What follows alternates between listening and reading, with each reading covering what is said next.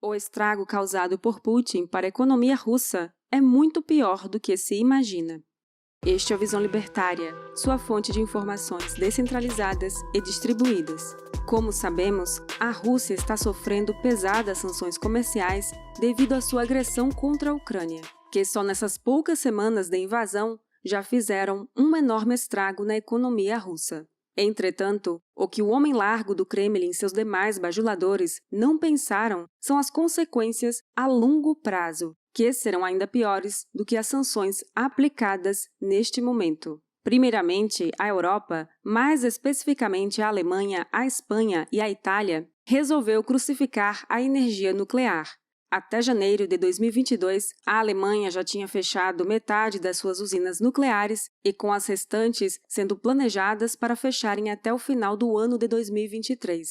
Para piorar, o Estado alemão também tem imposto restrições ao carvão mineral, pois sua queima é usada em usinas termoelétricas, justamente para a geração de energia elétrica, sendo que o carvão é o único combustível fóssil que a Alemanha tem em abundância espalhado por seu território. Toda essa loucura de fechamento de usinas levou a Alemanha a ter uma dependência imensa da importação do gás natural. Contudo, como a sua queima libera menos gás carbônico que a do carvão, os ambientalistas praticamente forçaram, via Estado, que toda a população fosse obrigada a depender deste tipo de recurso natural para a geração de energia. Para piorar, 40% de todo o gás importado vem da Rússia. Apenas a título de comparação, cerca de 70% da energia consumida pela França vem de usinas nucleares, com os franceses claramente tendo uma dependência muito inferior do gás russo.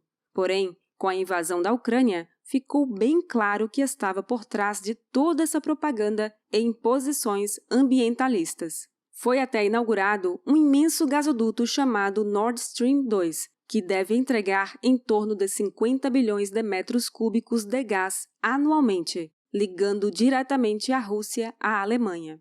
A imensa dependência forçou vários países a adquirir rublos para que pudessem comprar o gás, petróleo ou qualquer produto vindo da Rússia, dado que Putin simplesmente criou essa exigência como uma maneira de retaliar as sanções, e a Alemanha foi obrigada a cumpri-la.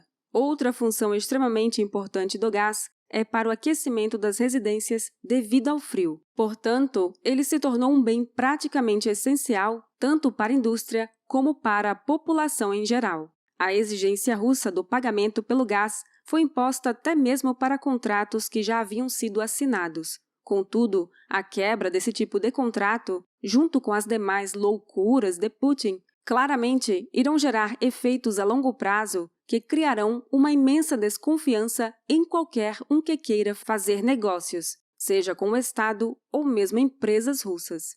Tal fato é extremamente preocupante, pois o gás e o petróleo não são nem de longe as únicas coisas exportadas pelo maior país do mundo.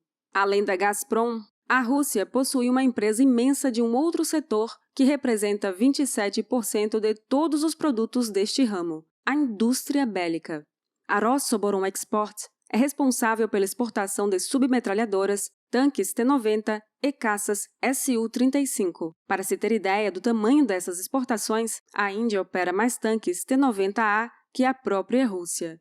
Inúmeros países utilizam 90% de equipamento russo em suas forças armadas, ou então usam veículos russos com modificações próprias. Até mesmo o Brasil utiliza armamento russo. Dentre eles, o lança-míssil antiaéreo portátil Igla, granadas de fragmentação F-1 e o helicóptero Mi-35, que será aposentado em breve.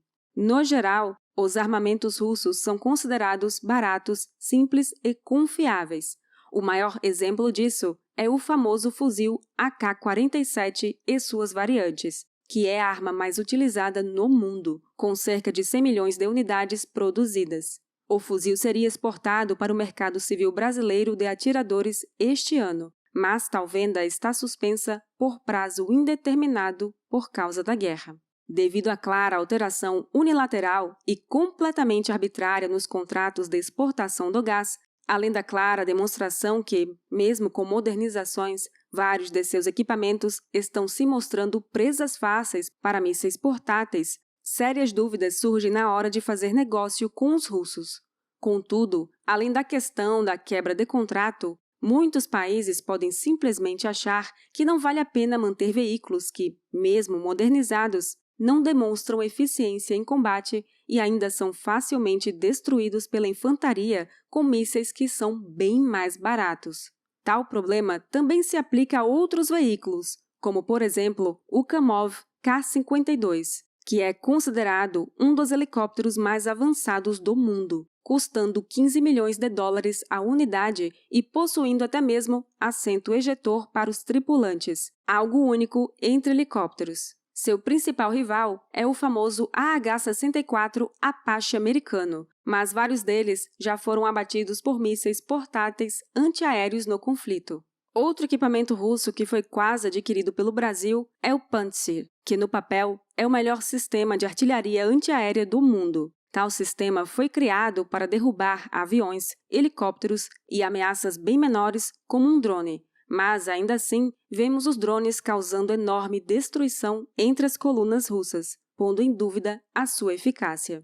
Para piorar ainda mais, recentemente, caças Su-34 e 35 foram derrubados no conflito e parte de seus componentes eletrônicos foram capturados pelos ucranianos, chegando às mãos dos integrantes da OTAN. Apesar de terem um hardware um tanto antigo, esses caças são basicamente um Su-27 melhorado da época da União Soviética, com várias modernizações, possuindo muitas aviônicas e sistemas eletrônicos de ponta que agora estão disponíveis para os principais rivais da Rússia. Falando em sistemas de defesa antiaérea, a Rússia é famosa por ter uma grande quantidade de sistemas e que supostamente são os mais avançados do mundo.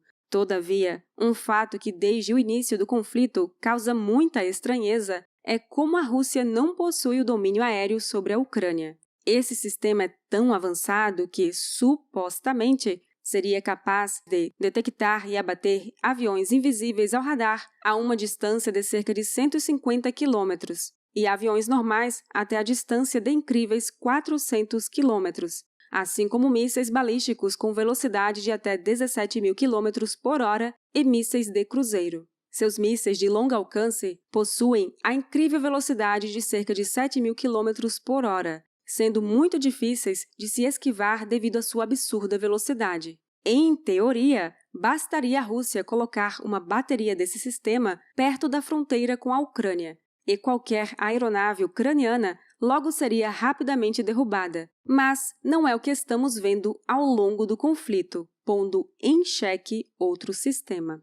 Além de gás, petróleo e armas, a Rússia e a Ucrânia eram importantíssimos exportadores de comida, mais especificamente trigo e azeite de girassol, sendo até conhecidos como os celeiros da Europa.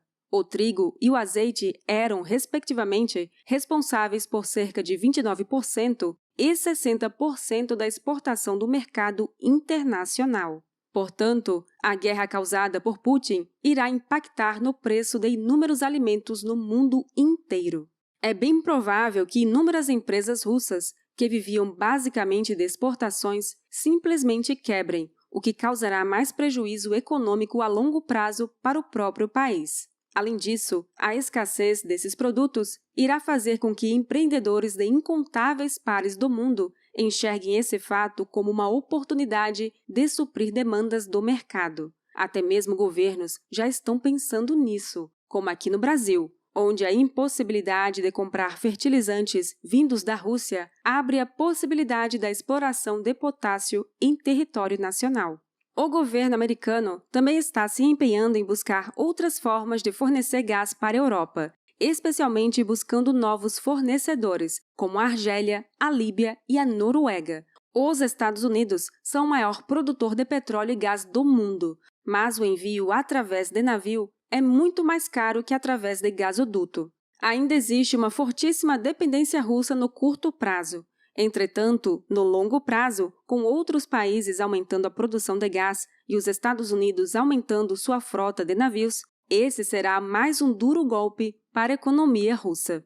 Como já falamos inúmeras vezes no canal, Putin não tem nada de gênio ou super estrategista. Nada mais é que um mafioso que, por estar há décadas no poder, se esqueceu que uma guerra em um mundo globalizado tem seríssimas consequências econômicas. Mas o que esperar de um criminoso que sempre conseguiu tudo o que queria na base de ameaça e violência? De quebra, Putin ainda destruiu décadas de propaganda ambientalista. Realmente é muita genialidade estratégica e apenas mostra como, mais uma vez, o Estado apenas permite que os piores cheguem ao poder. Obrigada por sua audiência. Este artigo foi sugerido e escrito por Giuseppe, revisado por Donda e narrado por Baby Yoda. Se você quiser contribuir para a causa da liberdade, clique no like e compartilhe o vídeo em sua rede social. Considere também se inscrever em nosso canal e clicar no ícone de campainha. Até a próxima!